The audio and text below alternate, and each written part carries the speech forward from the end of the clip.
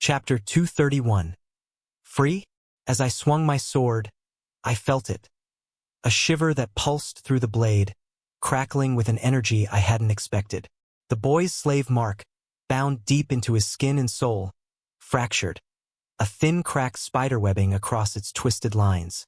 My flame of equinox surged to life, the flickering heat of life and death in perfect balance, coiling around the mark like a predator scenting blood. The flame bit into it, searing and corroding, eating away at the magic's essence as if it were nothing more than kindling.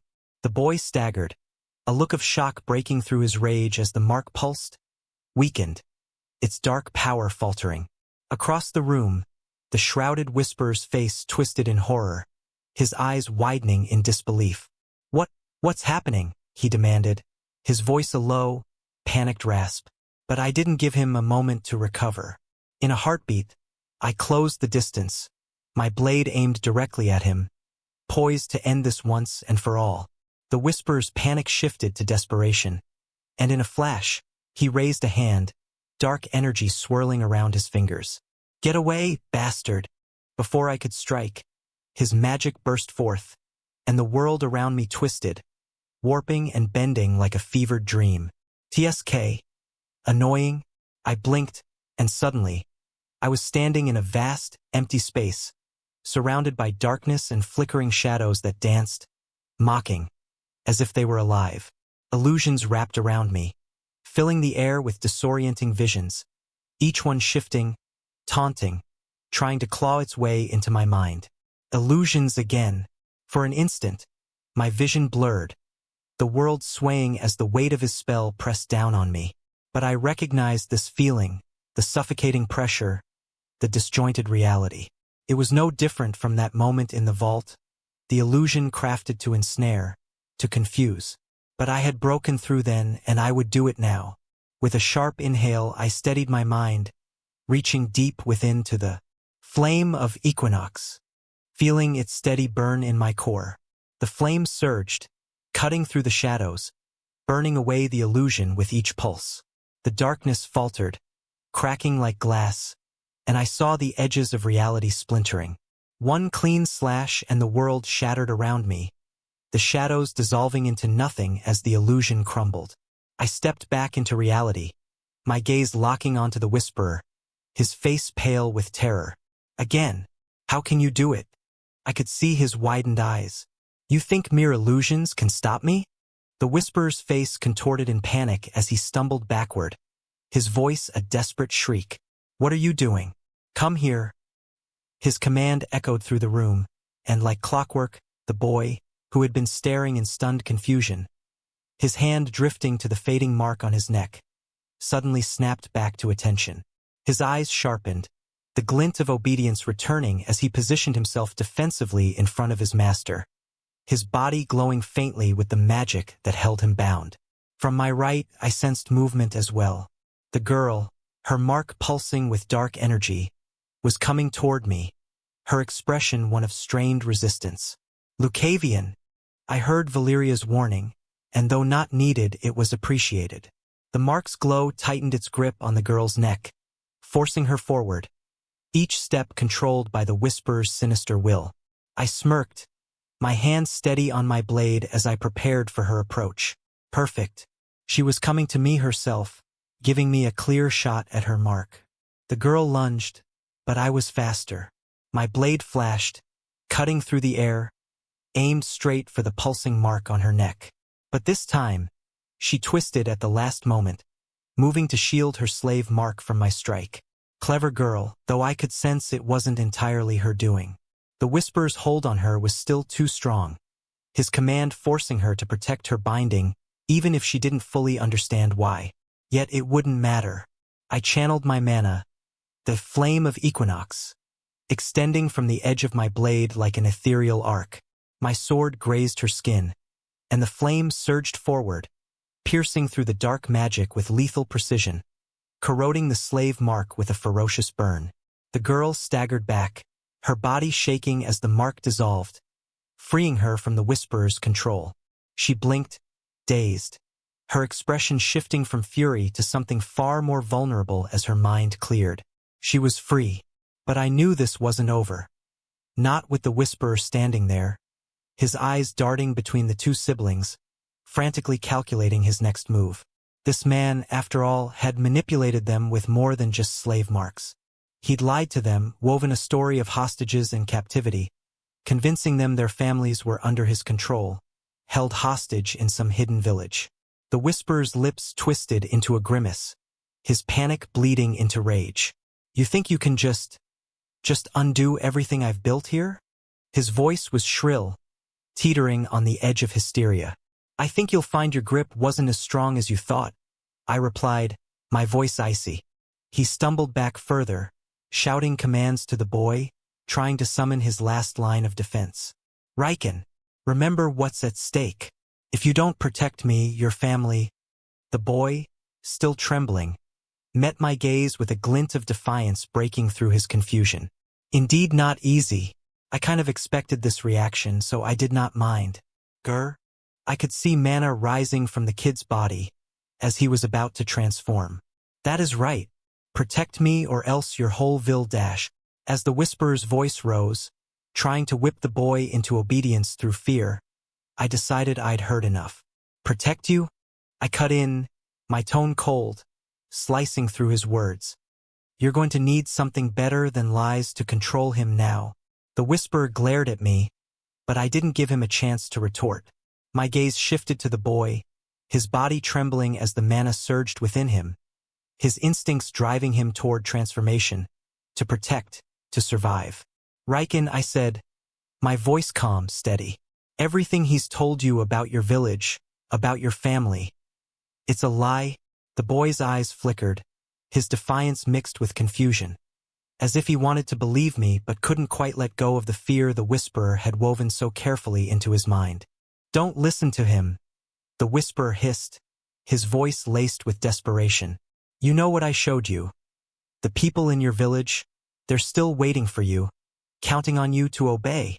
But I shook my head, my gaze never leaving Riken's.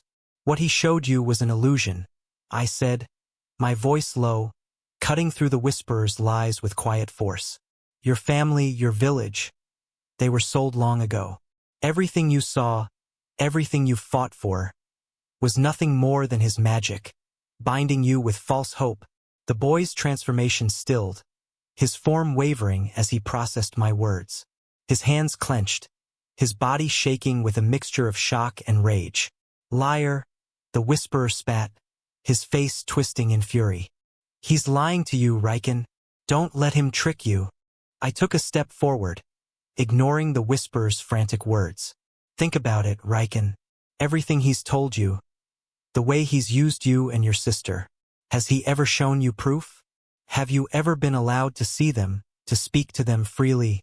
Riken's fists tightened, his gaze dropping to the floor as his mind churned. I could see the doubt spreading, his defiance sharpening into something new, something dangerous, for the Whisperer at least. Riken, I continued, my tone softening, he's only ever shown you what he wanted you to see. A few images, some sounds, crafted illusions to keep you bound to his will. All for the sake of keeping you as a weapon, nothing more. The boy's eyes snapped up, fury blazing through the haze of confusion. He turned to the Whisperer, his hands trembling, not with fear, but with pure, unfiltered rage. Why should I trust you? That is indeed a good question. I couldn't help but smile at that. Trust. It was indeed not something that could be easily given by those who had gotten a beating from this world at such a young age. I knew that feeling well, but it can get much more worse than that. Knowing the fact that all the time that you have put in as an effort, just for a lie. Mune. Does the name ring any bells? That is why. I will not let these kids experience the same. Chapter 232. Free? 2. Mune. Does the name ring any bells? The boy's eyes widened, his fury momentarily stilled by shock. Mune? He whispered, the name tumbling from his lips with the weight of 1,000 memories.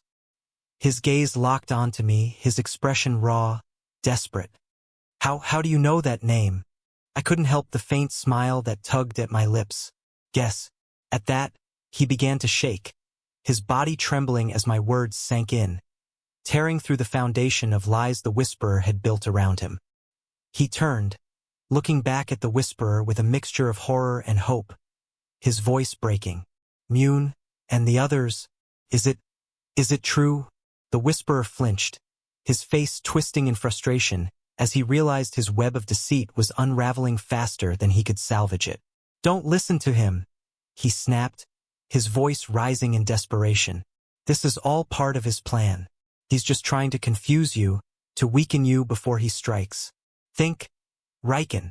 Remember what I've done for you, for your sister. But Riken wasn't listening. The name had shattered whatever remnants of trust he'd held for his master, leaving only doubt and fury in its wake. His eyes searched the Whisperer's face, seeking some form of denial, some hint that this was all just another illusion. But what he found was the unmistakable shadow of guilt. Is that really true? Mugen. From Riken's perspective, Mugen had been more than just another face in the village. She had been a spark of light in his otherwise harsh, unforgiving world. Beautiful in a quiet, resilient way, Mugen had a warmth that seemed to defy the bitterness of their shared captivity. Her eyes, a gentle amber flecked with gold, always carried a spark of defiance, a reminder that even in the darkest places, some embers refused to die. They had grown close in secret moments stolen between training and chores, sharing quiet conversations and fleeting glances that made the grueling days feel almost bearable. Mugen was patient, soft-spoken, yet fierce in her own way. She would tell him stories of their people, of wild forests and moonlit dances, of freedom and open skies.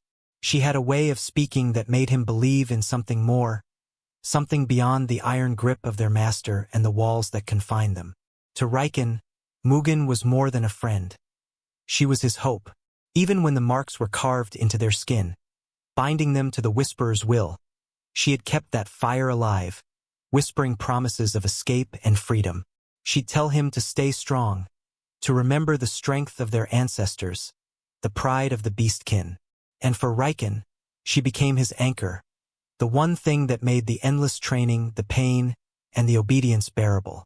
That was why, even as their village fell, as their kin were shackled and subdued, Riken hadn't succumbed to despair.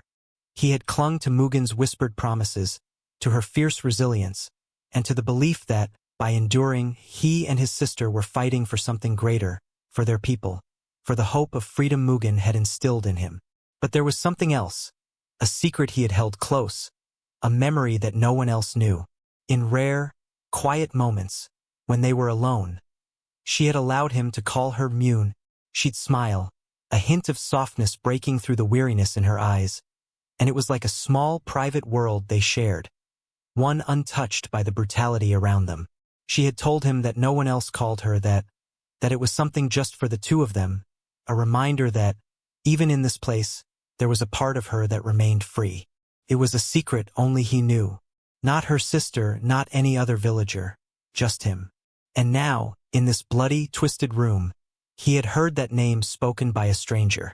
Lucavion most likely was his name, as he had heard the girl shouting just now. Though he also knew who he was, as he watched this man's matches in the tournament. It was indeed a weird name, sounded weird, most likely written weirdly. But it wasn't important. What was important right now was how he had said it with a casual certainty, as though it were natural, but Riken knew better. That name meant something only to him and Mugen, something sacred and untouchable. He stared at Lucavion, a flicker of belief breaking through the turmoil in his heart.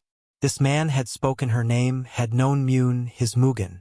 A memory flashed through his mind, her smile, her whispered promises, her quiet strength. How could this stranger know about her unless there was truth in his words? Doubt began to give way to hope, a fragile, trembling hope he hadn't dared to feel in so long. A flicker of hope kindled in Riken's chest, like a long-forgotten ember reigniting after years of cold darkness. Lucavion's voice had cut through the chaos and shattered the doubts that had haunted him for so long. Mune, the nickname that only he knew, the name she had let him call her in the secrecy of their quiet moments together. It had been something small, something private. Yet here was this stranger, speaking it as if he had seen her, known her. But then, as quickly as it came, that hope twisted into something dark and jagged. If Lucavion knew her name, if he had met Mune, how could that have happened? She had been held captive like him, branded with the same marks, bound to the same chains. If he knew her, if he had somehow encountered her, then it could only mean— Riken's breath hitched, his chest tightening.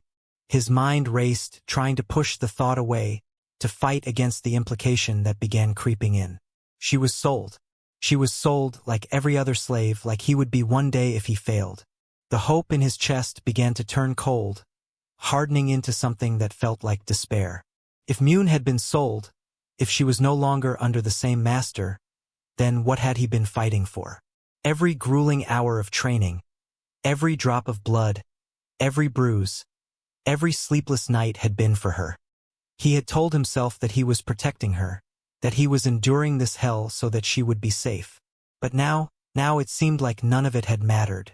She wasn't there, not waiting in some hidden corner of their master's stronghold. She had been taken, sold, lost to the void of this world where people like them were nothing more than commodities to be traded. Why? The question echoed through him, a bitter mantra. Why had he fought? Why had he obeyed, sacrificed, endured, only to find that it had all been an illusion? His whole existence, the silent promises he had whispered to her when no one else could hear, the endless days and nights filled with pain and hope, it had all been a lie. His gaze fell, his shoulders slumping as the weight of realization crushed him. The room around him faded, the bodies, the blood, the faces of those watching him, none of it mattered anymore. Everything he'd held on to was slipping through his fingers, leaving nothing but emptiness. For the first time, he felt the stirrings of something he hadn't allowed himself to feel in years. Helplessness. No, but that helplessness was something that they couldn't sustain.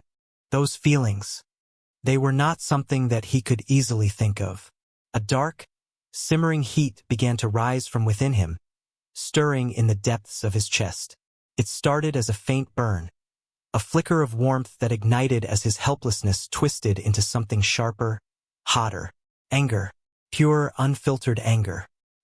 He clenched his fists, feeling his nails bite into his palms, drawing blood. The warmth spread, searing through him, consuming the hollow ache left by the realization of Mune's fate. The illusion he'd clung to for so long was gone, shattered into pieces, leaving him with only this raw, pulsing fury. He could feel it building, a primal rage he had forced himself to suppress time and time again, for the sake of his people, for the sake of safety, for Mune. He had swallowed his anger, choked on it, buried it deep to become the obedient tool his master demanded. But now, it clawed its way to the surface, roaring to life with the force of a storm. "It was you." His gaze lifted, locking onto the shrouded whisperer, who stood there with that same smirk, that cold, detached gaze as if he were untouchable. But now, Riken saw him not as a master but as a coward hiding behind chains and lies. The world around him sharpened, every detail vivid. The stench of blood, the flickering shadows, the tension in the air. This man, he thought, his body trembling, was the one who had twisted everything he loved into chains, who had taken Mune and sold her, who had crushed every dream he ever had and left him with nothing but pain. The fury swelled, overwhelming, uncontainable, each heartbeat driving it deeper into his bones. His vision narrowed, honing in on the whisperer as if he were the only person in the room. All Riken could feel was the rage flooding him, consuming every fiber of his being, as if the very core of his soul was calling out for vengeance. A low growl rose from his throat, his muscles tensing as his body began to change, responding to the primal anger surging within him. He felt his claws extend, his body instinctively drawing on his mana, amplifying his strength, preparing for the strike. This wasn't a calculated decision. It was instinct, pure and unrestrained, demanding retribution for every moment of agony he had endured. He took a step forward, his eyes blazing with hatred. He would make this man pay, make him suffer as he had suffered, feel every ounce of the pain he had inflicted. The Whisperer had stolen everything from him, and now he would take it back with the only weapon he had left, his wrath. Chapter 233.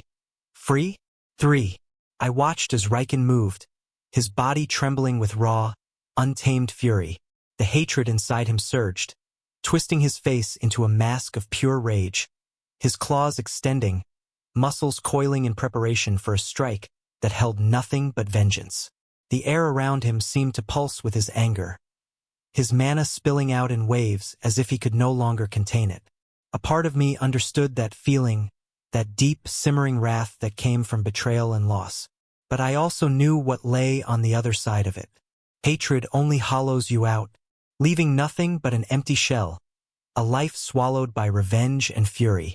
I'd seen it happen before to others and to myself, and I wouldn't let that fate befall this kid if I could help it. That was not why I was here. These two must have crossed many lines already, being a slave to the Dark Mage. It wouldn't be an occupation that one would live their lives cleanly. That much was obvious. I understood that these kids had crossed a threshold, one they couldn't simply turn back from. Their lives, twisted by captivity and deceit, had left them with scars that couldn't be erased. Normalcy was beyond their reach now. What they needed wasn't peace but retribution, a chance to reclaim a measure of control over their shattered lives. That was what I could give them if nothing else. I shifted my gaze to the shrouded Whisperer, his hand alight with dark, writhing mana as he snarled in frustration. This man was a 3-star mage by reputation, which should have made him formidable. But I knew better. He was a dark mage operating on the fringes, with no allegiance to any organization, and that came with limitations. I'd seen enough of his spells to know he relied on corrosion, illusions, and enslavement. His magic wasn't built for raw combat but for manipulation, for bending and breaking others over time. He had spent so long hiding behind his enslaved pawns that he probably hadn't faced a true fight in years. I took a deep breath, my focus sharpening as I felt the mana gather within me. The flame of Equinox, flickering to life, a controlled, simmering heat. Flick! And then with a flick of my hand, I felt the flame bolt rushing forward. And then it was gone. The controlled blaze cut through the dark mana surrounding the Whisperer, tearing apart his defenses with swift, searing precision. But I didn't go for the final blow. No, this wasn't my victory to claim. I merely opened the path, clearing the shadows for the one who truly deserved this vengeance. I stepped back, my eyes shifting to Riken, who stood there, trembling with fury and resolve. His claws extended as he faced the man who had stolen his life and the lives of so many others. His breaths came in ragged gasps, his eyes blazing with purpose, and I knew that he was ready. Go, I murmured, nodding toward his fallen master. Riken took a step forward, his gaze locked onto the Whisperer, his expression unyielding. But before he could move, a voice broke through the silence. Riken!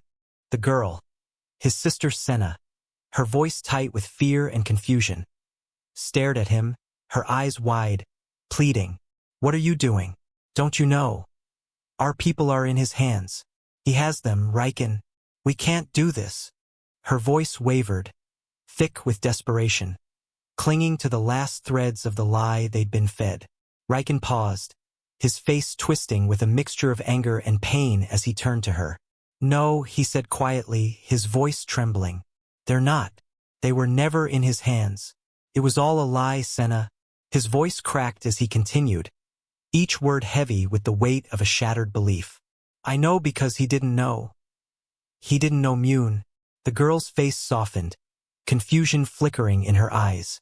Mune? Who? She didn't understand, couldn't, because she hadn't shared that part of her brother's life. But as she looked into Riken's eyes, seeing the raw certainty there, something in her shifted. She took a shaky breath, the trust she had in her brother slowly overpowering her fear. Riken took another step forward, his gaze shifting back to the Whisperer, his expression hardening once more. You took everything from us. You stole our hope, fed us lies, And you thought we'd never know. His voice was cold and steady, the fury within him focused, deadly. The Whisperer tried to scramble backward, his hands grasping at the dark mana around him. But his spells faltered, his illusions shattering in the face of Riken's unrelenting rage. This was Riken's moment, a chance to reclaim his life from the ashes of everything this man had burned down. And as he closed the distance, I stepped back, letting him take what he needed. Are you sure? Vital Yara's voice echoed in my mind, laced with a trace of caution. I knew she could see things I couldn't, the lingering karma that clung to these two, the weight of choices they'd been forced to make even in their youth. She could sense that they weren't like other children. Their lives had already been marked by darkness, their paths altered in ways that couldn't easily be undone. I nodded to myself, letting out a quiet breath. No, I'm not sure, I admitted, my gaze steady on Riken as he closed in on the Whisperer, a storm of resolve in his every step. But I can't think of a better way for them to find closure. This man took everything from them, shaped them through lies and chains. If I deny them this, I hesitated, feeling the weight of it. They could be lost forever. Vitalara's voice softened, thoughtful. Sometimes vengeance is a hollow thing, Lucavion. But I understand. You're giving them a choice they never had before. Exactly, I replied. This isn't just vengeance for them. It's a chance to reclaim something that was stolen.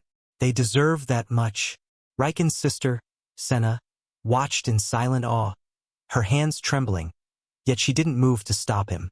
The bond of trust between them ran deep, deeper than the fear instilled by the Whisperer's lies. And Riken, his face was filled with a quiet, determined rage as he raised his claws, finally ready to take back the life that had been stolen from him. The Whisperer tried to summon whatever dark energy he had left, but his hands trembled, his spells unraveling against the strength of Riken's will. I stepped back, letting Riken finish what he needed to. Let this be the moment he takes control, I thought, feeling Vital Yara's presence steady beside me in agreement. Riken advanced, his footsteps slow and deliberate, each step a silent promise of retribution. The Whisperer's eyes widened, his expression flickering between disbelief and fury as he stared at the boy he had once controlled, now defying him with an unyielding, cold rage. How dare you go against me? The Whisperer spat, his voice trembling with indignation. How dare you, Riken? Who do you think you are? His hands scrabbled at his sides, clawing for the remnants of his failing power. I'm the one who raised you, who gave you strength, power, everything you have. You owe it all to me. But Riken's gaze remained steely, unflinching, and he didn't falter. The boy took another step forward, his fists clenched, his every movement filled with purpose. The Whisperer's face twisted, his eyes glinting with scorn.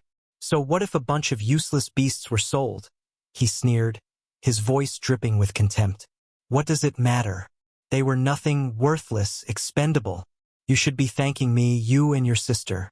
I gave you purpose. I made you more than what you were. Riken paused, his claws flexing as his face contorted in disgust. The words sank in, stirring memories of every grueling hour of training, every lie, every forced act of obedience. His shoulders shook, a low growl rumbling in his chest as he looked upon the man who had stolen his life and twisted it into something unrecognizable. You took everything from us, Riken said, his voice low, barely more than a whisper, but filled with a venom that made the Whisperer shrink back. Our family, our home, our chance at freedom, all of it for your twisted games. He took another step, and the Whisperer stumbled, a flicker of fear finally breaking through his haughty demeanor. I'm not your weapon, Riken continued, his voice filled with quiet resolve. I never was. The Whisperer opened his mouth to speak, to snarl, but Riken didn't give him the chance. With a swift movement, he struck, claws slicing forward, the culmination of every ounce of pain, every betrayal, poured into that single blow. The Whisperer let out a strangled scream as he fell, his face twisted in shock and horror. And as his body hit the ground, the silence that filled the room was heavy, final. A quiet victory for the two children whose lives had been stolen.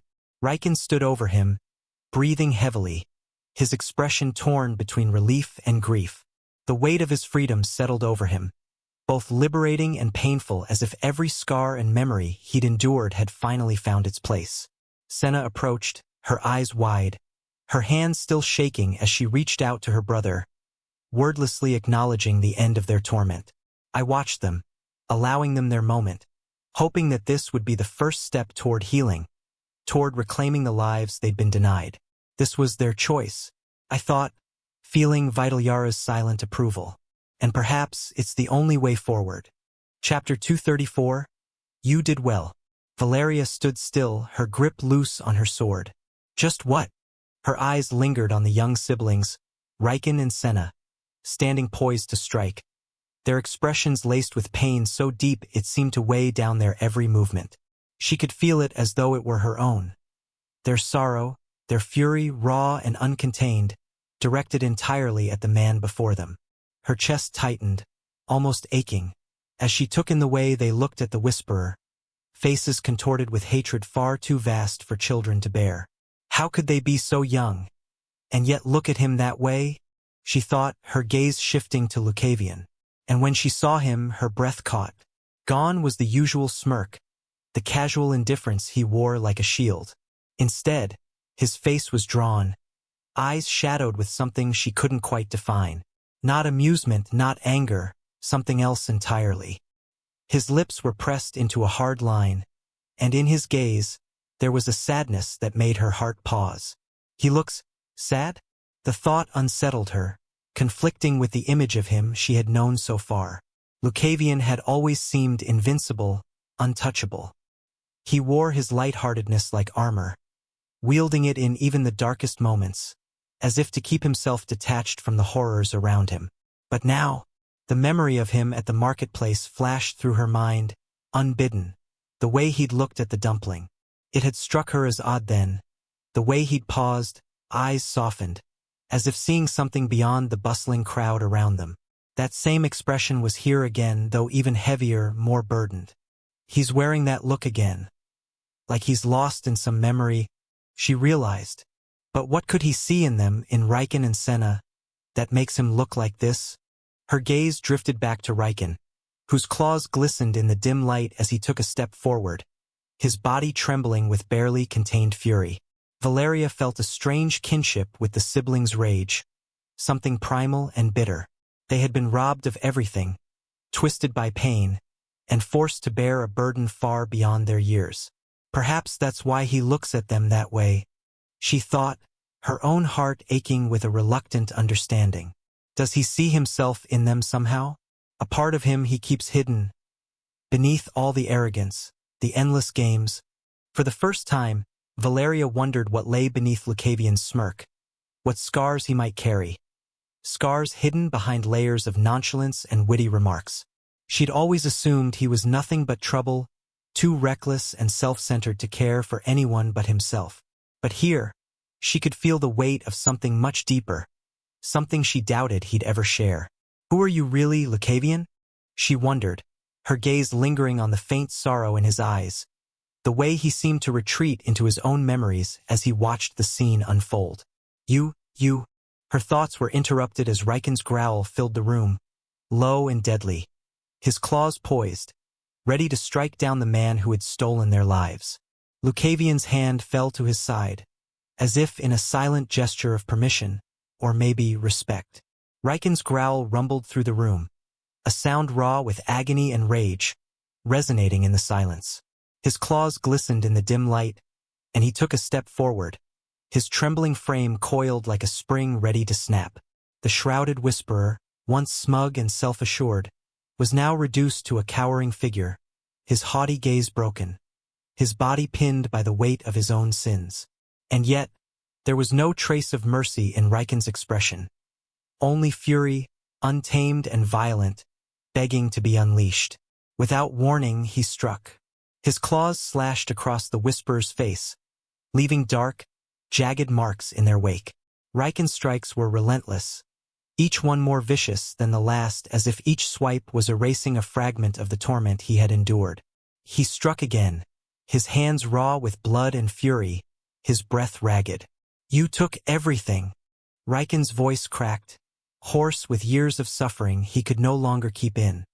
"Our lives, our family, everything. You made us nothing." With each word, his strikes grew faster, each blow breaking apart another layer of hatred that had festered inside him for so long. The Whisperer, feeble and desperate, tried to shield himself, but there was no strength left in him, no power left to conjure illusions or manipulate.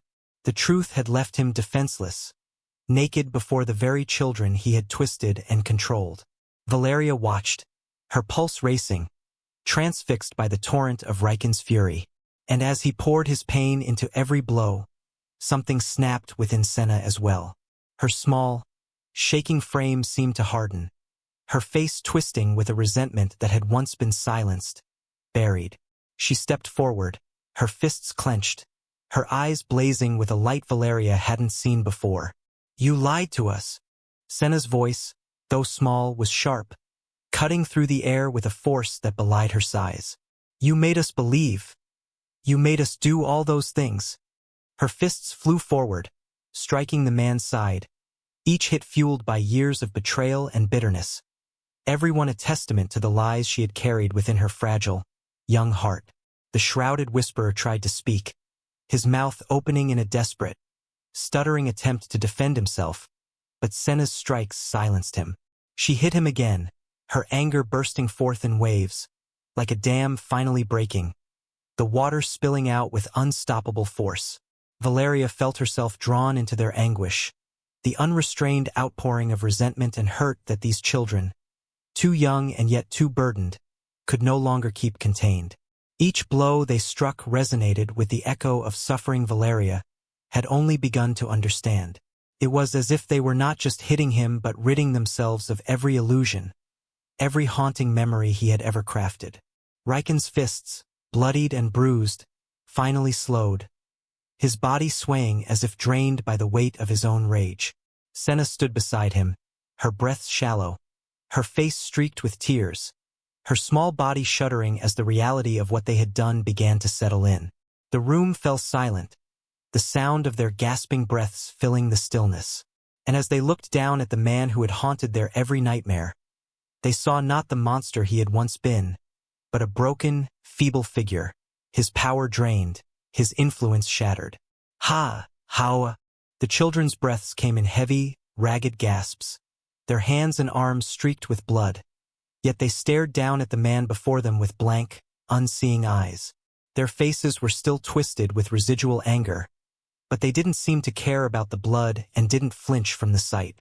It was as though this violence, this aftermath of broken bodies and crimson-streaked hands, was a scene they'd encountered too many times before. That thought sank heavily into Valeria's mind, stirring something raw and unfamiliar inside her.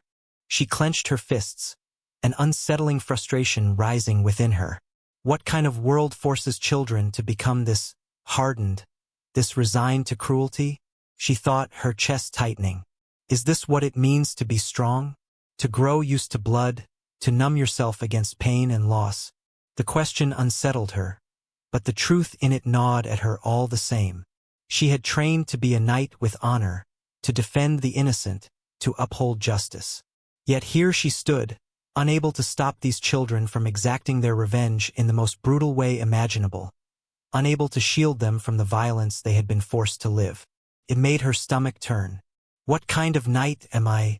She wondered bitterly. If I cannot even protect children from this suffering? She was so lost in thought that she almost didn't notice Lucavion's move. He took a single, silent step forward, his gaze fixed on the siblings, his expression as unreadable as ever. But something about the way he moved, slow and deliberate, caught her attention and pulled her from her tangled thoughts. Valeria turned to him, her brow furrowing. What is he doing now? She wondered, her mind racing as she tried to anticipate his next move.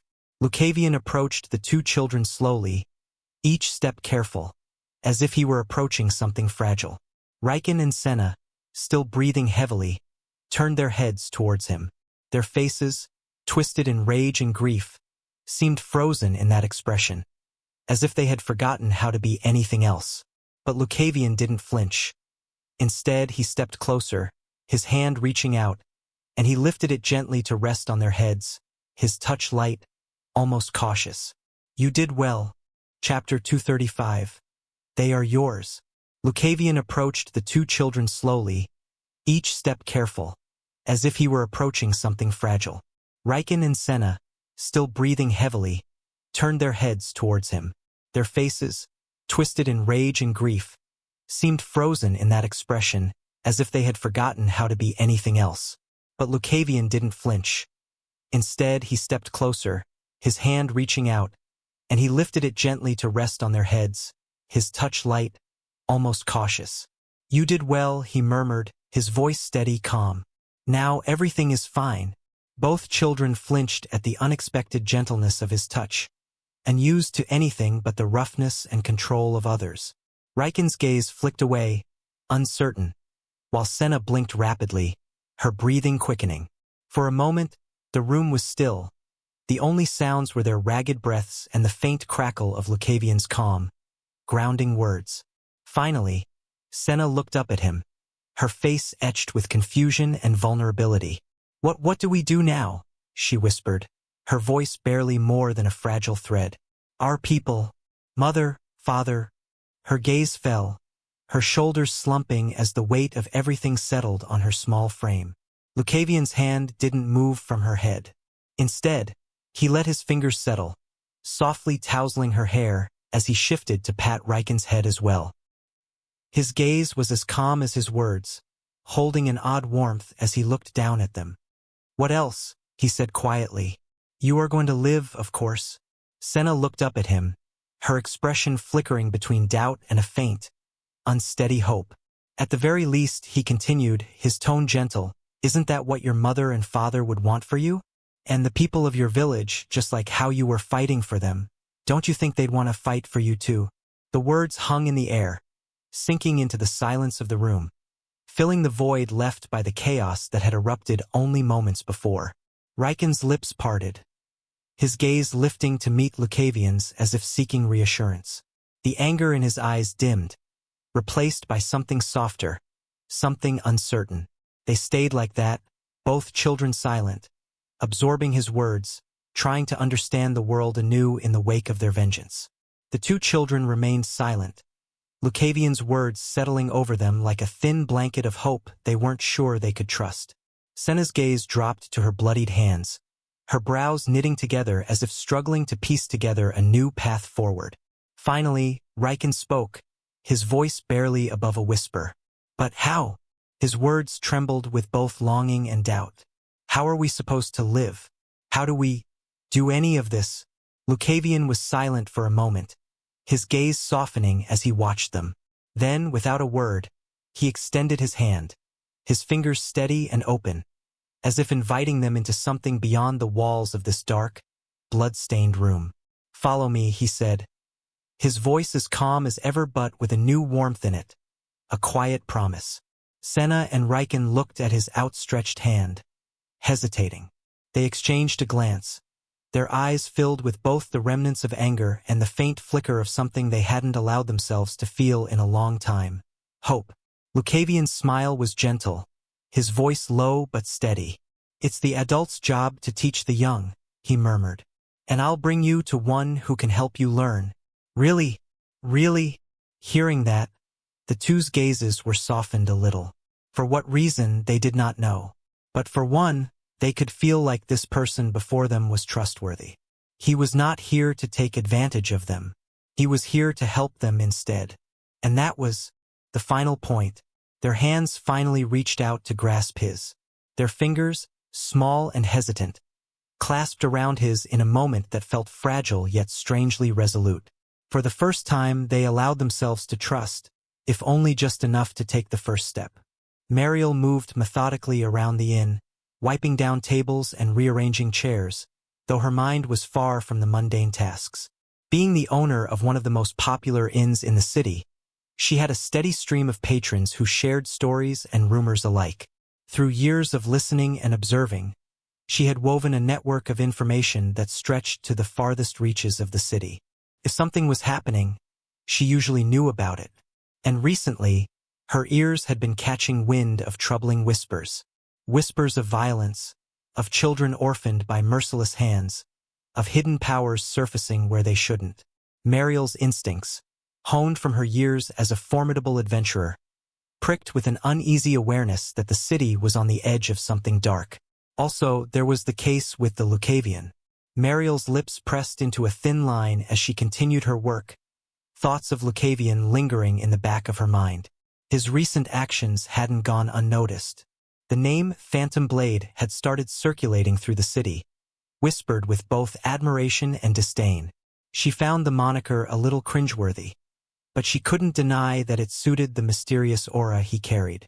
The name had weight now, especially after he had dared to stir up trouble with the Cloud Heavens sect. It was a bold move, almost reckless. Lucavion was in this city alone, and yet he had walked right into conflict with one of the most powerful sects in the region. His confidence had seemed like mere bravado at first, but now, as she pieced together the implications of his actions, she began to understand the calculated risk he'd taken. This was no idle provocation. He had come to her not just for casual conversation or a reminder of his master's legacy. He had come seeking something only she could offer: protection. If he planned to go after the Cloud Heavens sect from the beginning, then coming to me makes perfect sense, she thought, her brows furrowing. He knew they wouldn't take his interference lightly. He needed someone strong enough to keep them at bay. The Cloud Heavens sect, while undoubtedly powerful, had limited forces stationed in the city. Most of their primary members were likely occupied elsewhere, which meant that, at most, they would send an elder to deal with him, a figure around Mariel's own level. If it came to that, she was more than capable of protecting Lucavion, though it would mean facing potential retaliation from the sect. She tightened her grip on the cloth in her hand, the weight of that thought settling heavily over her. Taking on the Cloud Heavens sect, even indirectly, was no small matter. She had worked hard to maintain her position here in Andelheim, keeping her reputation balanced between respect and neutrality. But siding with Lucavion would risk pulling her into a feud she had no personal stake in, except, of course, for her connection to him as Gerald's disciple. Her gaze drifted to the entrance of the inn, her mind racing through the possibilities. She had no intention of turning a blind eye to Lucavion's troubles, but she needed to be clear on the risks involved. Going up against the Cloud Heavens sect, even subtly, would mean treading a dangerous line. If they send an elder, well, I can handle that, she thought, her resolve hardening. She knew her own strength, and she trusted in her abilities. But a confrontation, however inevitable it might be, would come at a cost. With a steadying breath, she set the cloth down, her decision made. If Lucavion's plans indeed drew the ire of the Cloud Heavens sect, she would stand by him. Whatever consequences came her way, she was prepared to face them. After all, the Iron Matron wasn't one to back down. She had already sensed the presence of the people approaching.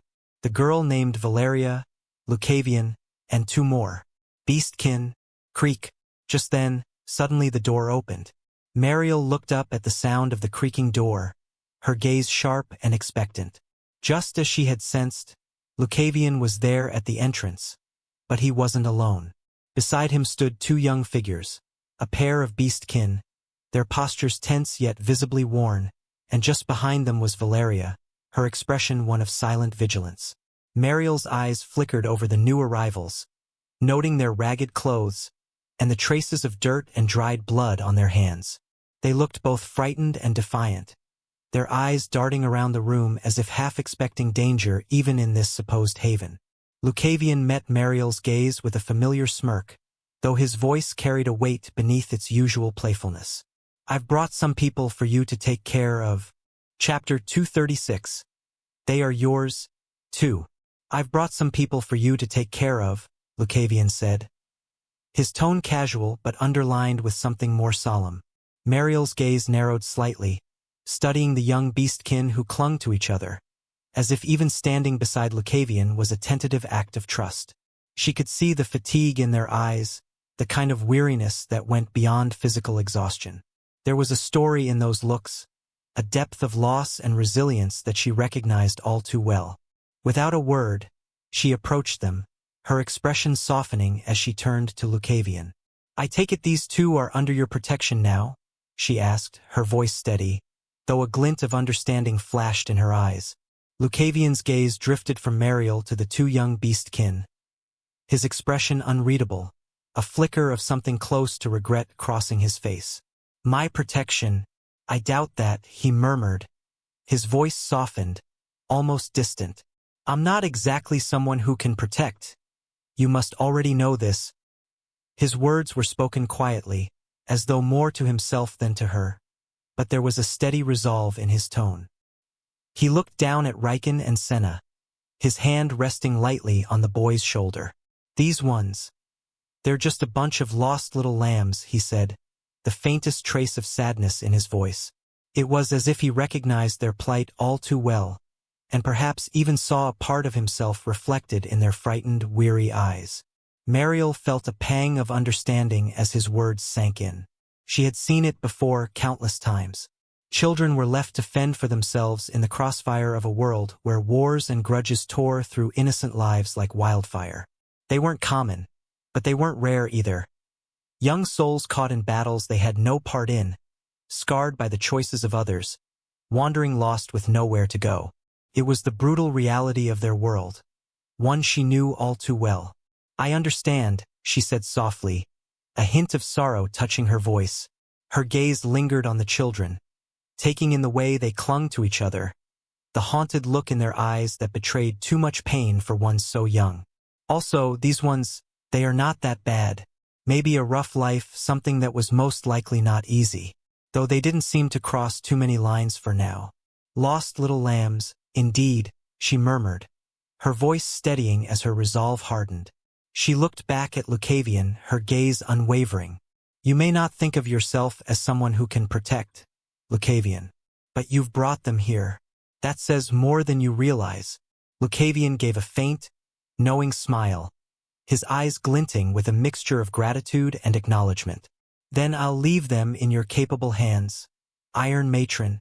Mariel's gaze shifted from the children back to Lucavion, her expression contemplative. "What do you want for them, then?" she asked, her voice low but steady. "Do you want them to be raised for the future? To be prepared for what lies ahead for you?"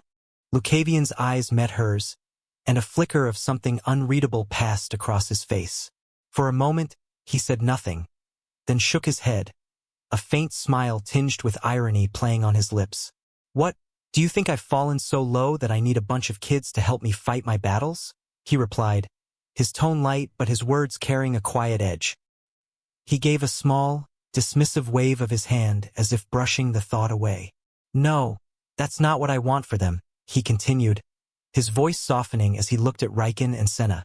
"I just want them to live like normal children would, or at least as close to it as possible. Even if they'll never be like other kids, even if that innocence has been stolen from them, I want them to have something that resembles a normal life." Mariel watched him, her expression softening slightly. She could sense the sincerity in his words, the genuine desire to give these children something more than the life they'd been thrust into. It was a rarity in their world, an aspiration that often went unfulfilled, crushed under the weight of survival and ambition. "Well," she said, her voice thoughtful, "that may not be an easy task. But if that's what you want for them, I'll do my best to give them a chance." Lucavion's expression lightened, his usual smirk returning. "Good. I knew you'd understand," he said, his voice tinged with a faint gratitude. "They deserve a place where they don't have to be soldiers or pawns. Just children for as long as they can be." Mariel nodded, her gaze shifting back to the two young beastkin. "I will try. Just do what you want. No one is perfect from the start." "Heh, here I thought I would never get to have children. Well, I guess this covers your lack of getting courtship." "Ahaha. My bad. My bad. I guess I was not supposed to say that." Mariel shot Lucavion a deadpan look, her lips pressing together in a mock frown, though there was a faint glint of amusement in her eyes. "You're lucky I'm too tired to throw you out for that remark," she muttered, crossing her arms as she glanced back at the children, who looked between them with a mixture of confusion and curiosity. Lucavion chuckled, raising his hands in a playful gesture of surrender. "My apologies, Iron Matron," he said, though the mischievous glimmer in his eyes hadn't faded. "I didn't mean to overstep, just trying to lighten the mood." Mariel rolled her eyes but couldn't suppress a small smile. "Well, if these two are any indication," she said, nodding toward the children, "I'll have my hands full without having to worry about courtship." Lucavion grinned, leaning casually against the wall, clearly enjoying the rare moment of banter. "Maybe that's for the best," he replied with a shrug. "I can't picture anyone keeping up with the Iron Matron's standards." Anyway, Mariel gave him a final, skeptical look, but her expression softened as she turned her attention back to Riken and Senna, her resolve reaffirmed. "For what it's worth," she said quietly, more to herself than to Lucavion, "I'll give them what they need." "Of that, I have no doubt," Lucavion replied, his tone softer this time, carrying a note of genuine respect. For a moment, they stood in silence, a shared understanding passing between them. Then, with a final nod to Mariel, Lucavion straightened and gave a small wave to the children. "You're in good hands, little ones," he said, his voice carrying a warmth that belied his usual aloof demeanor. Mariel watched him and the pink-haired girl go, her thoughts lingering on the challenge ahead. Raising these two wouldn't be easy, but something about the task felt right. As the door closed behind Lucavion, she looked down at the children, her gaze steady, and gave them a reassuring smile. Her warm yet determined gaze softened as she looked down at the two young beastkin, both watching her warily yet clinging to each other as if they feared letting go might send them adrift. Riken's hand trembled faintly, as if the toll of recent events was just beginning to register.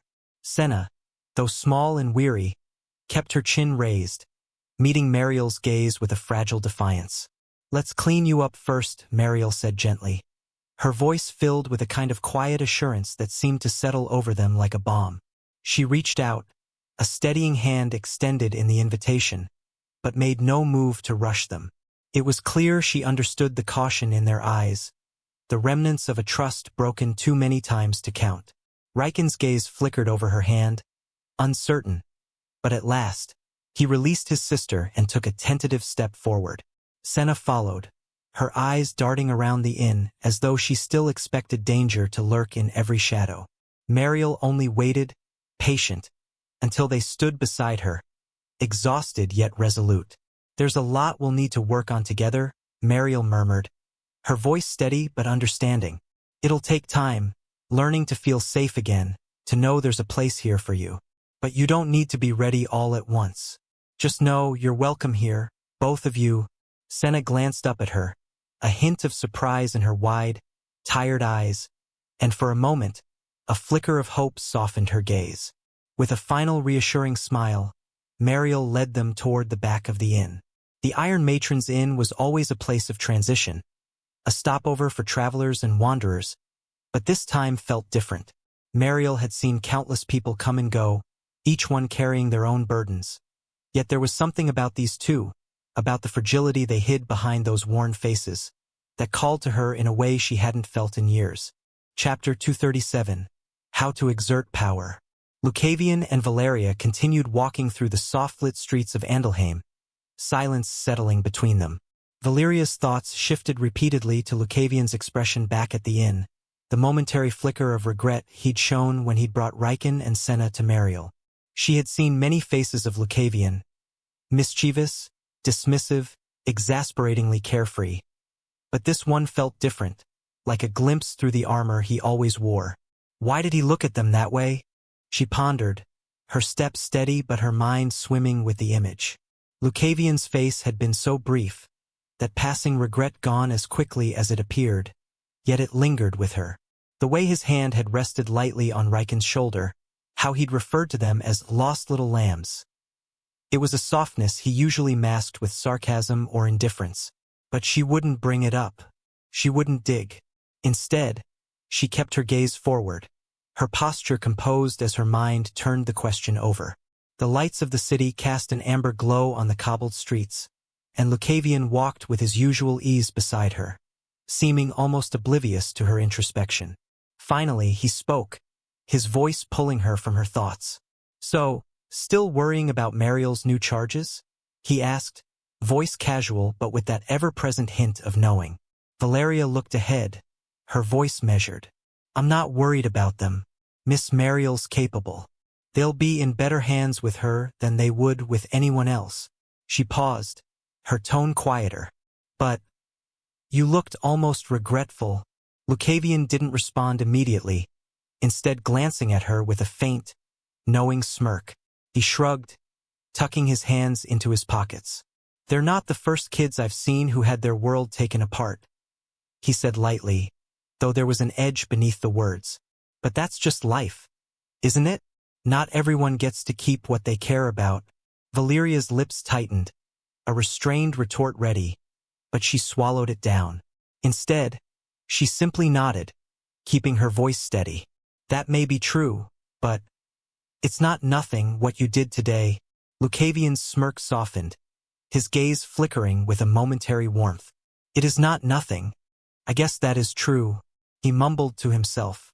They continued in silence, their steps echoing softly on the cobblestone streets, and Valeria felt a quiet shift within herself, like the stirring of a question she could not ignore. Seeing Lucavion, a man who often dismissed the world's woes with a smirk or a shrug, show even a faint glimmer of realization affected her. She was reminded of the countless times she had thrown herself into her own path, fixated on her family's expectations, her desire to prove herself, and her ambitions.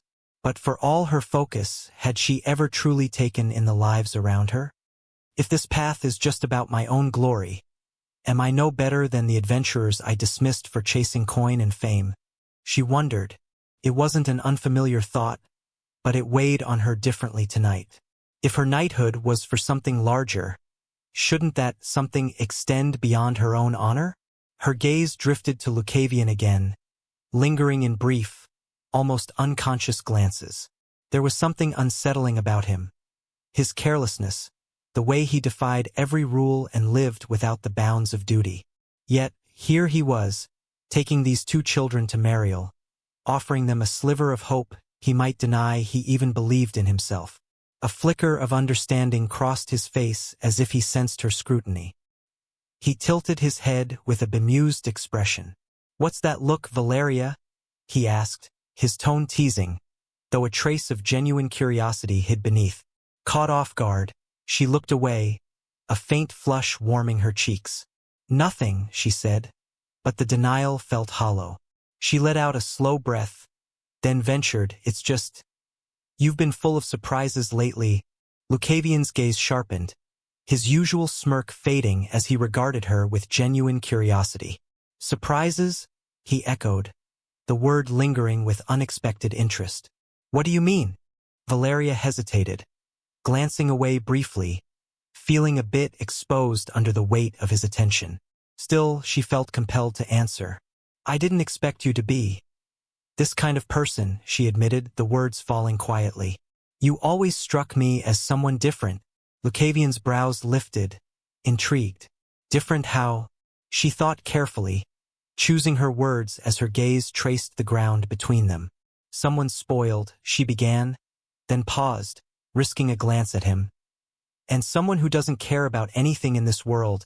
At the word, spoiled, she saw a faint, almost imperceptible change in his expression.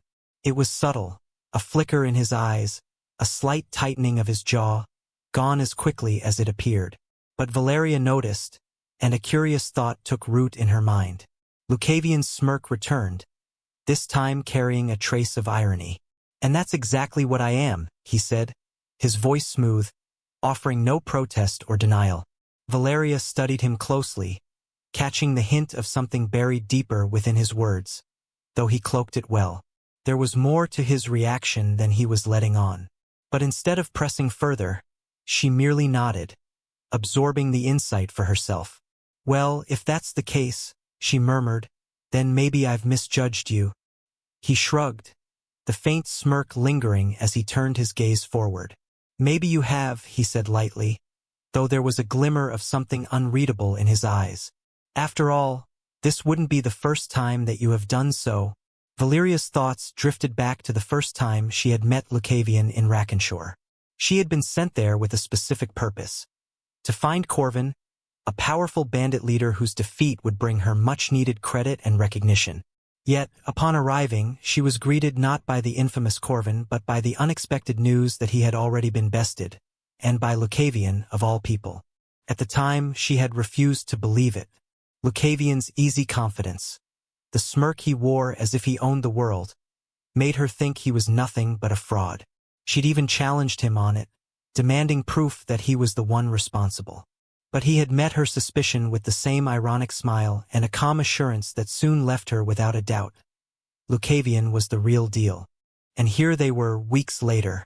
The road they had traveled together since Rakenshore was a strange one, full of clashes, surprising moments, and insights she'd never expected. She'd learned more from him than she had in an entire year as a knight, from the power of unorthodox methods to the value of embracing uncertainty. Her gaze lingered on him, reflecting on the unlikely partnership that had emerged. Lucavion noticed her look, an amused eyebrow-raising. "Lost in thought? I'd hate to think I'm boring you already," he teased, though his tone was gentler than usual. "Far from it," she replied, her voice soft. "I was just remembering how we met." Lucavion chuckled. "Ah, Rakenshore. You looked so convinced I was bluffing about Corvin." "I'd never seen someone draw their sword so fast," he said, his smirk widening. Valeria gave him a sidelong look, a small, reluctant smile tugging at her lips. "In my defense, you didn't look like much of a knight. But I suppose I've learned not to judge a book by its cover," she murmured, her tone thoughtful. She glanced down the street, her mind sifting through all the moments they'd shared, all the unexpected things she had witnessed. "Surprising, isn't it?" Lucavion said, his gaze drifting forward. "How paths cross in ways you don't plan for." Valeria nodded, feeling the truth of his words as they continued through the dim streets. And though she knew her journey was far from over, she found a strange comfort in the fact that, for now, her path was entwined with his. "Really?" she mused, casting another glance Lucavion's way. Why was that? She couldn't understand it. How his presence had become such a constant, so natural. She'd once found his attitude insufferable, yet now the idea of him not being there felt strange, hollow even, ridiculous, as if being without him would somehow make her path dull. No, absolutely not, she thought firmly, brushing the notion aside. There was nothing natural about wanting his company. Her pride couldn't allow it. She was a knight and he was, well, Lucavion. Unpredictable, insufferably smug, a man who bent rules as if they were suggestions. She had no business even entertaining the idea that she'd miss him. He was merely a distraction, someone she'd never take seriously. But as she stole another fleeting look at him, her thoughts quieted, though her heart felt oddly heavy. Just like that, the two returned to their rooms, only to witness a scene that they were not expecting. Or rather, Valeria was not expecting would be much more true. "From now on, we cannot welcome you here," since the innkeeper of the inn that they were staying in refused to let the two of them stay in the same place. Chapter 238. How to Exert Power. 2. The moment they stepped into the inn, a tense silence greeted Lucavion and Valeria, and she immediately sensed something amiss. Around them, men gathered in the shadows, their gazes flickering with a subtle hostility that made her spine stiffen. Valeria's brow furrowed. What was this about? Had she or Lucavion done something to provoke them? Before she could speak, the innkeeper stepped forward, her face devoid of the usual warmth, her gaze hard as she addressed them directly. "From now on, we cannot welcome you here. Your stay at this inn has been cancelled." Valeria blinked, momentarily caught off guard. "What do you mean our stay here is cancelled?" she demanded, her tone sharp as her frustration flared. "We paid for these rooms in advance. You can't simply turn us away." Without hesitation, the innkeeper pulled a small pouch from her apron, tossing it toward Valeria. "Here's the coin you paid. She then tossed another coin to Lucavion, though this time she did it in a more condescending way. Here is yours too. Take it and leave. Valeria caught the pouch, the slight jingle of the returned payment doing nothing to ease her anger. The innkeeper's hand rose in a dismissive wave, shooing them away as though they were a nuisance. Go on. There's no place for you here. The injustice of it made Valeria's jaw clench, and she took a step forward, her voice rising with her frustration. What gives you the right to turn us out like this? She demanded, her furious gaze flicking to the men surrounding them as if daring them to answer. But instead of explanations, the men shifted, forming a tighter circle, their expressions darkening as one of them sneered, You too have brought trouble to this inn. That's all the reason we need. Valeria's eyes narrowed. What trouble? She shot back, her hand instinctively moving toward the hilt of her sword. We've done nothing to deserve this treatment. Lucavion, however, remained unfazed, his eyes flickering with his usual glint of amusement. He let out a quiet chuckle, catching Valeria's angry gaze. Let it go, he murmured to her, his tone soft but knowing. This isn't a fight worth starting. But Valeria's blood boiled at the sight of the smug faces around them, the casual dismissal that came so easily to these men. No, she bit out. I want to know why. One of the men laughed under his breath. You want to know why? This bastard here seems to know this already, he said, his gaze locking with Lucavion's, a cold smirk stretching across his lips. Lucavion's eyes darkened, his smirk sharpening as he met the man's sneer with a gaze that could cut through steel. He took a slow, deliberate step closer, his voice low but laced with a subtle menace. I'd suggest you watch your mouth, he murmured, his tone calm but dangerous.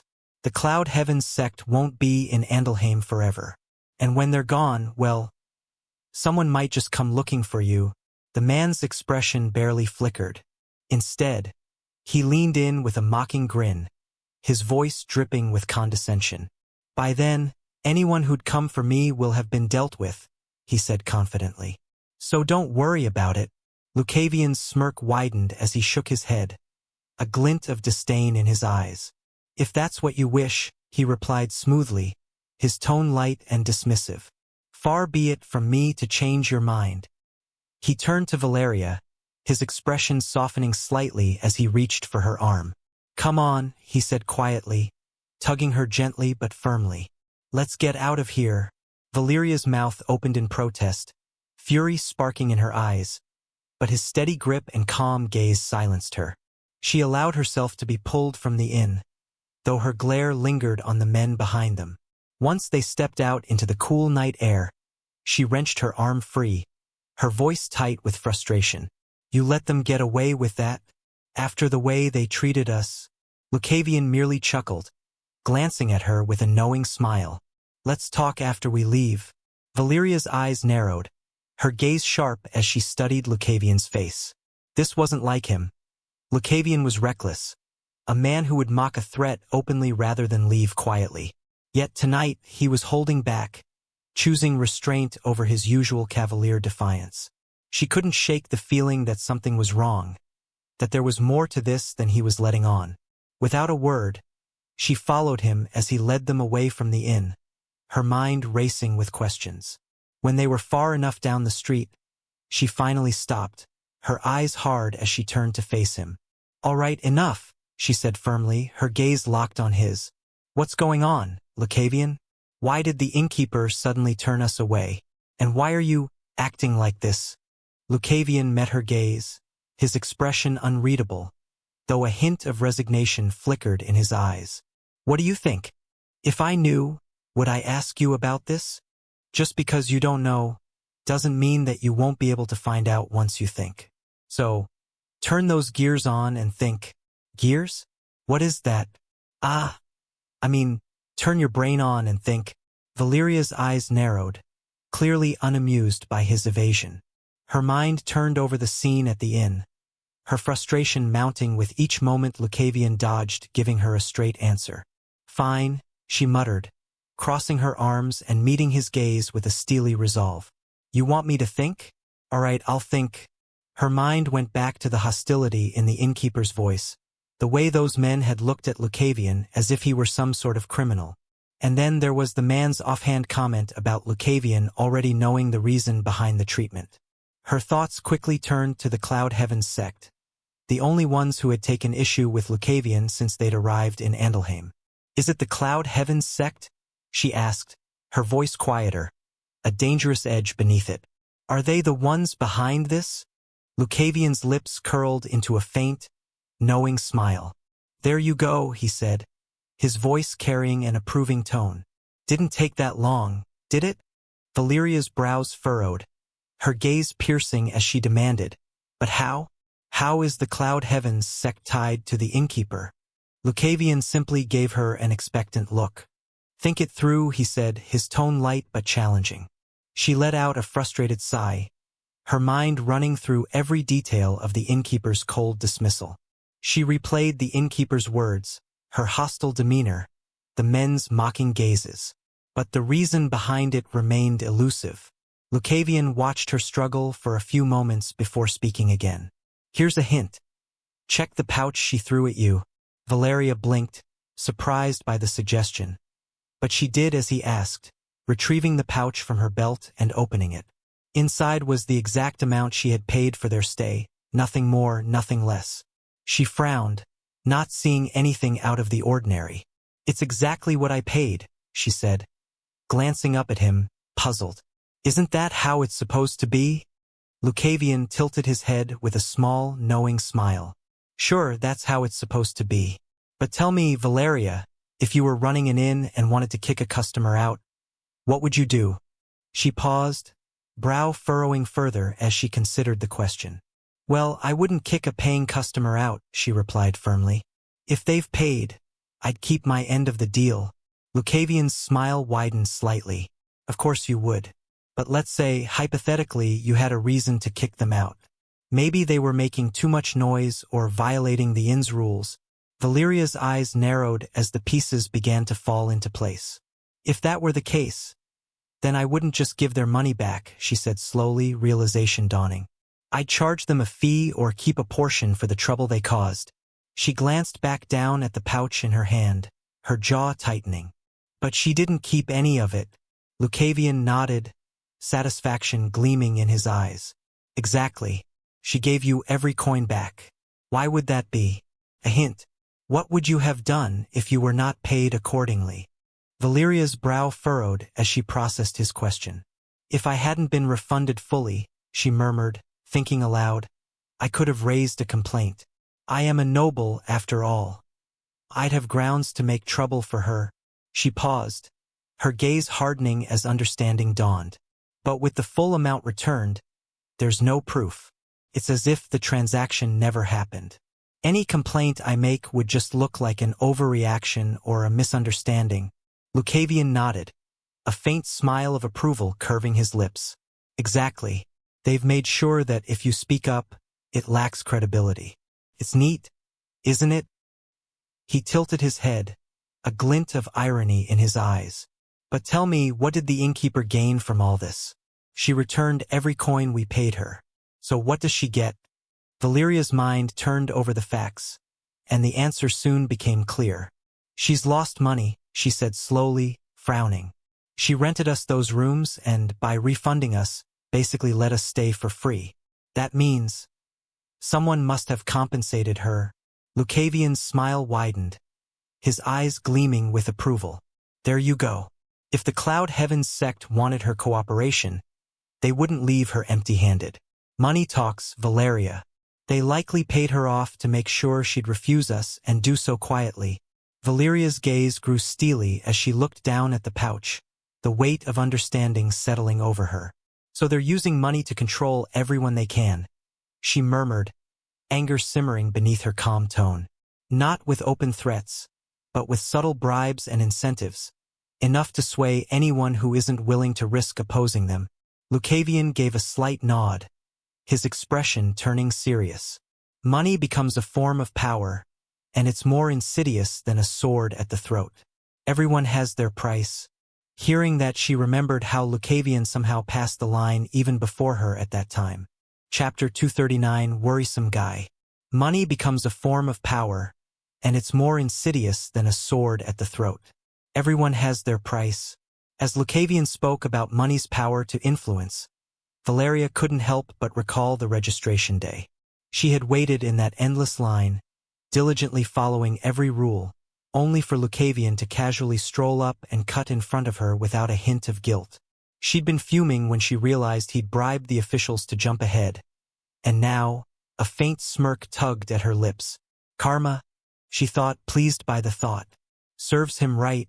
Lucavion glanced at her, picking up on her smug expression. He raised an eyebrow, his smirk sharpening. Ah, so you think this is my karma, huh? He asked slyly. If that's the case, then explain something to me, Valeria. Why are you out on the streets with me? Valeria's smirk vanished as she shot him a glare, her face flushing in irritation. Because you're the reason I'm out here. You idiot, she snapped, her voice dripping with exasperation. She turned sharply, striding ahead, eyes scanning the streets for any sign of another inn. But before she'd gone more than a few steps, Lucavion's voice stopped her.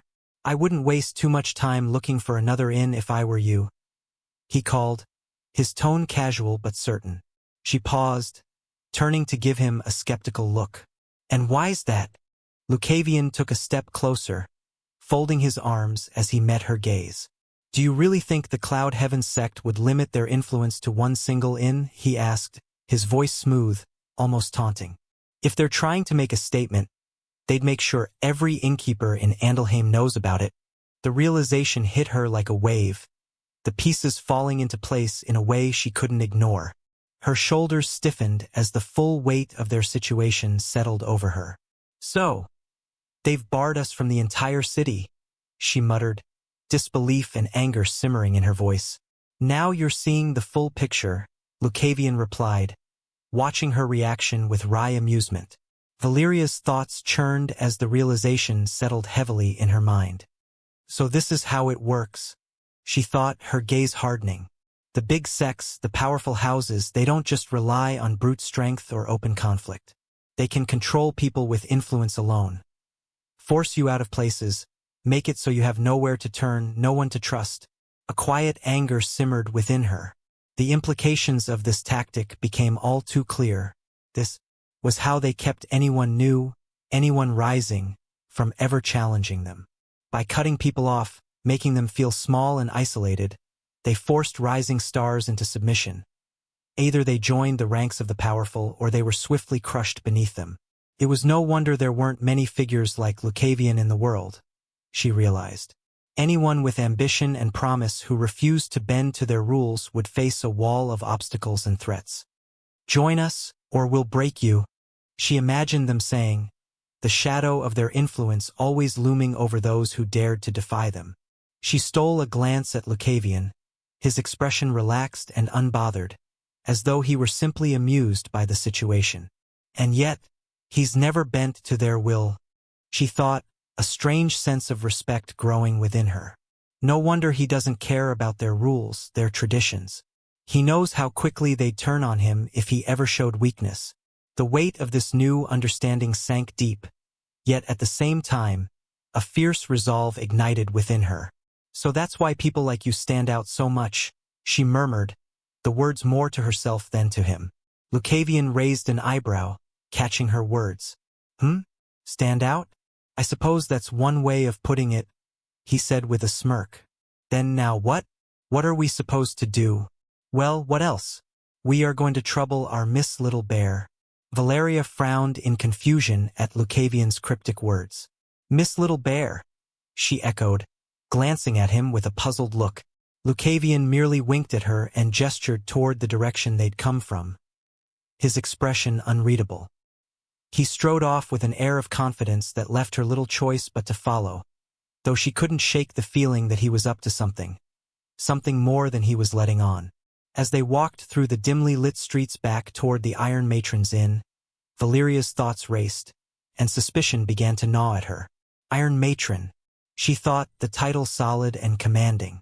It seemed impossible that Lucavion, of all people, could casually refer to Mariel as Miss Little Bear. Did he have a death wish? Her confusion deepened as they arrived at the inn. But before she could ask him what he was thinking, the sight of Mariel sitting at the inn's entrance silenced her. The Iron Matron herself was perched on a sturdy wooden chair, arms folded, her expression a mixture of amusement and exasperation. She raised an eyebrow as they approached, her gaze moving from Lucavion to Valeria, lingering a moment longer on the latter. As Lucavion and Valeria stepped into the inn, Mariel was already waiting for them, seated near the entrance with an air of calm defiance. Her arms were crossed, her gaze steady as it swept from Lucavion to Valeria, a flicker of amusement mixed with exasperation in her eyes. She didn't look surprised to see them. If anything, she looked as if she had anticipated their arrival. Lucavion's smirk widened as he took in her expression, a knowing glint in his eyes. "I take it you already know why we're here, Miss Little Bear?" Mariel's lips twitched, and she gave him a slight nod, her hand extending with her palm up, fingers curled in a gesture that unmistakably demanded payment. Lucavion chuckled, pulling out a small leather pouch and placing it into her hand. She took it, feeling the weight, her fingers closing around it with a practiced motion. Turning her attention to Valeria, she arched an eyebrow, giving her a pointed look before repeating the same gesture, palm open. Valeria blinked, momentarily puzzled. Her eyes darted from Mariel's outstretched hand to Lucavion, who merely raised an eyebrow and gave a small, amused nod. Realization dawned, and her cheeks colored slightly in irritation. But she dug into her satchel and retrieved her own pouch, placing it into Mariel's waiting hand. Mariel's eyes flicked to the contents of both pouches, her face impassive as she did a quick count. Satisfied, she gave them a curt nod and stood up, her gaze as commanding as ever. "Well, now that you've both settled your registration fees," she said dryly, "your rooms are ready." With that, she pulled 2 keys from her pocket, holding them out to each of them. Lucavion took his key with an appreciative nod, his smirk unwavering, while Valeria accepted hers with a mixture of relief and suspicion. Mariel shot them a final look that carried both warmth and the slightest hint of reproach. "Make yourselves comfortable," she said, her tone softer but resolute.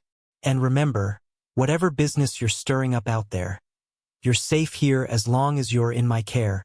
Her gaze lingered on Lucavion, a quiet reminder of the trust she had placed in him. Lucavion gave a slight bow, his expression light but respectful. "Much appreciated, Iron Matron," he said, slipping into his usual casual demeanor. Mariel watched as they turned toward their respective rooms, her gaze lingering on their retreating figures. Though she had received the request to blacklist them from every inn in the city, her loyalty to her word outweighed any outside influence. She had given Lucavion her protection, and for better or worse, she intended to honor it. Well, this was bound to happen. Knowing what kind of sect the Cloud Heaven sect was, she knew this was bound to happen. Though this kid, he really is irresponsible. Her gaze drifted to the empty hallway where he had disappeared, and she couldn't help but shake her head. Irresponsible, reckless. Lucavion hadn't once considered how his actions might affect those around him. First, he'd come to her inn with those 2 young beastkin children, leaving her to provide care and protection, and now he was stirring up trouble with one of the most powerful sects in the city. He truly is a worrisome guy, she mused, an exasperated smile pulling at her lips. He reminded her so much of him. The same audacious disregard for the rules, the same unwillingness to bend to authority, and the same frustrating tendency to burden others without a second thought. But then her expression softened. Gerald, the one who had saved her, who had seen something in her when she had been lost. Lucavion bore an uncanny resemblance to his master, both in his courage and in his thoughtlessness. He was the same kind of wild spirit, bound only by his own ideals, even if it meant pushing people like her to pick up the pieces. A faint, almost wistful smile crossed her face as she thought of it. Perhaps that was just how things were meant to be. Life had a way of repeating itself, passing down legacies through unexpected hands. She had made a promise to Gerald, and now, in a way, she was fulfilling that promise by helping Lucavion. "This is just how things are supposed to be, I guess," she thought, her smile lingering as she moved back to her tasks. And though it felt a little like being pulled back into her old life, into a world of battles and risks, she found herself strangely content. Lucavion might be reckless, but he carried the spark of something rare. A spirit that could shake things, maybe even change things. And so, as Mariel returned to her work, her heart felt lighter. She would watch over him, just as she had once been watched over. Chapter 240, on other hand. In the quiet confines of the inn where the Cloud Heavens sect was staying, a tense, simmering anger filled the air. The disciples gathered, each one silent but visibly brimming with frustration. Their expressions dark as they recounted the events with Lucavion. His mocking refusal and open disdain had been nothing short of a slap in the face, not just to Zira, but to the sect as a whole. And the way how he had humiliated one of their disciples like that in the fight where everyone was watching. That was basically a challenge. Several disciples exchanged glances, their hands clenched into fists, while a few paced the room, muttering bitterly under their breaths. Each of them wanted nothing more than to teach that arrogant rogue a lesson he wouldn't forget. To have their revered sect insulted so openly was an unforgivable offense, a challenge that demanded retribution. He thinks he's untouchable, one disciple growled, his fists trembling. Just because he has some skill doesn't mean he's invincible. A lesson needs to be taught. Another disciple nodded, her voice low but laced with anger. And to humiliate our senior disciple like that, the arrogance of it. He should be shown what real power looks like. Zira sat at the head of the room, her gaze steely as she listened, each word from her disciples feeding the smoldering resentment within her. Lucavion's mocking face, his scornful words, replayed in her mind like a wound that refused to heal. She was determined to make him pay, to restore the honor he had tainted. But her face betrayed none of this. She remained composed, if only outwardly. One disciple leaned forward, voice filled with simmering frustration. "Sister Zira, why are we not acting? No one will even know it was us." But before he could finish, a cough from the doorway cut through the tension, silencing the room. Elder Shwe, a woman of imposing calm and wisdom, entered, her presence enough to command respect and quiet the disciples. She met each of their gazes in turn, her eyes sharp, missing nothing of the lingering resentment. "Enough," she said, her voice soft but unyielding. "The Cloud Heavens sect does not act rashly, not even in matters of pride." Her gaze settled on Zira, who straightened under the weight of her elders' scrutiny. "You are disciples of our sect. Each of you is held to the highest standard. Do not allow this rogue's arrogance to drag you down to his level." The disciples exchanged frustrated glances, but Elder Shwe's authority was absolute. None dared to contradict her. But Elder Shwe, one of the disciples, ventured cautiously. "He has disrespected us in front of the entire tournament. How can we let him walk away without consequence?" Elder Shwe's faint smile held a touch of cold amusement as she continued, her voice smooth and composed. "That arrogant animal is already facing his consequences. Don't worry," she murmured, her words laced with satisfaction. "By now, he'll be spending tonight on the cold earth, right where he belongs." At this, several disciples exchanged knowing glances, smirking as they understood the elder's meaning. This tactic was an old one, a subtle punishment they often employed to remind those who dared cross the Cloud Heavens sect of their place. Humiliating Lucavion with discomfort was a small start, though hardly satisfying for the bitterness simmering in their chests. But as if reading their thoughts, Elder Shwe's expression turned more serious, her gaze steely. "Of course, this is only the beginning," she continued, her voice soft yet laced with the promise of retribution. "Our esteemed guest will be facing much more than an uncomfortable night as we progress. I have my ways, and they will leave an impression." Hearing this, the disciples' morale surged, their anger subsiding as anticipation replaced it. The elder was always as precise as she was formidable, and her words carried the weight of their collective honor. The small grin that tugged at the corners of Zira's mouth echoed the sentiment of her fellow disciples. each of them seeming to breathe a little easier at the prospect of Lucavion receiving the punishment they felt he so richly deserved. Elder Shue's gaze swept the room, her eyes narrowing as she took in their responses. Now, enough of this distraction. I expect each of you to focus fully on the tournament ahead. No further mistakes or oversights like we saw today will be tolerated, she continued, her voice unyielding. And as for your evenings, she paused, her gaze hardening into a glare that seemed to slice through the disciples. There will be no outings until the tournament concludes. I want each of you here, and if I catch even one of you outside these walls, I will personally break every bone in your body. Is that understood? The disciples stiffened at the severity of her tone, and a few of them exchanged uneasy glances, their earlier satisfaction fading into frustration. Elder Shue's restrictions hit hard. Many of them were already accustomed to spending their nights out, indulging in the fun they had grown reliant on. A few of them huffed in irritation, clearly displeased by the sudden limitations. But no one dared voice a complaint. Elder Shue's gaze left no room for disobedience. Instead, the disciples straightened, nodding in reluctant acceptance, the prospect of crossing her far more intimidating than any restriction. In the end, they could only swallow their anger and hold back. The night was still, the dim glow of lanterns casting long shadows along the quiet halls of the Silver Flame sex quarters. Elder Kale sat on a stone bench just outside, his gaze turned upward to the night sky, lost in thought. Beside him, Varen leaned against a pillar, arms crossed, his expression serious as he mulled over the events of the day. He's skilled, Kale remarked, breaking the silence, his tone thoughtful. That much is certain. A blade honed not just by talent, but by experience. It's not often we see someone who carries that kind of refinement at his age. Varen nodded, though his jaw tightened. Skill alone doesn't make a martial artist, he said, a note of distaste in his voice. The way he carries himself. There's arrogance there. The type that doesn't suit someone who claims to be a warrior. Kale glanced at him, a faint smile tugging at the corner of his lips. Arrogance often accompanies talent. And Lucavion isn't just talented.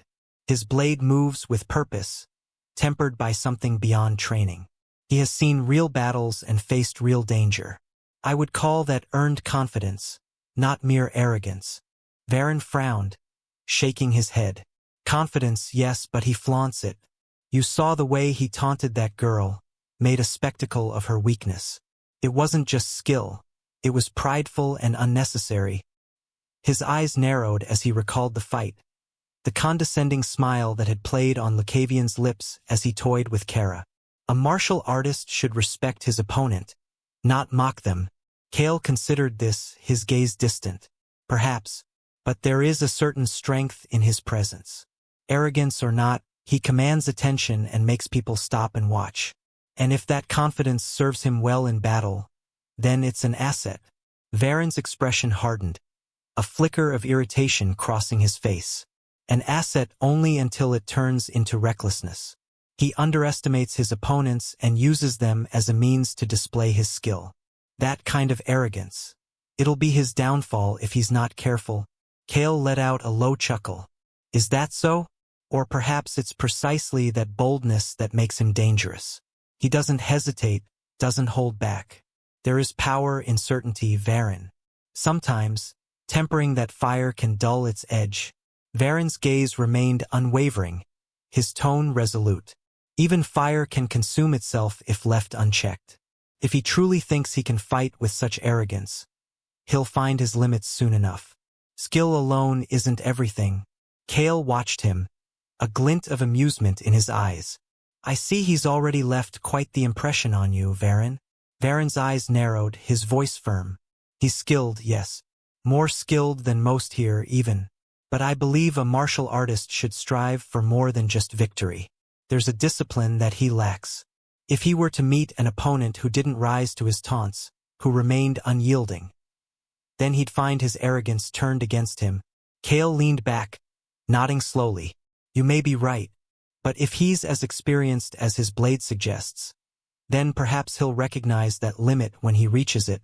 He glanced at Varen, his expression contemplative.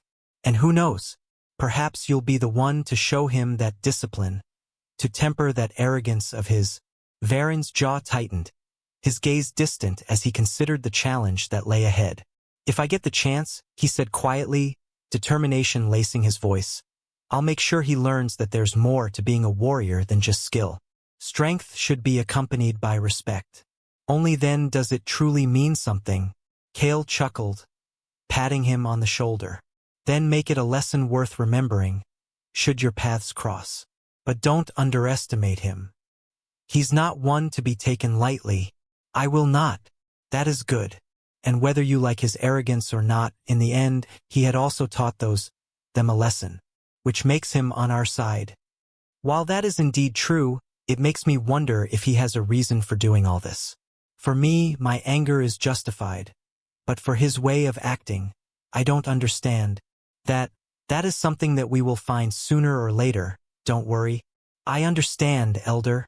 The two fell into silence once more, each lost in thought as the quiet of the night settled around them. Lucavion had left his mark on both their minds, a presence that neither of them could dismiss. And as the tournament continued, both Kale and Varen knew that this rising star was bound to test not just his own limits, but theirs as well.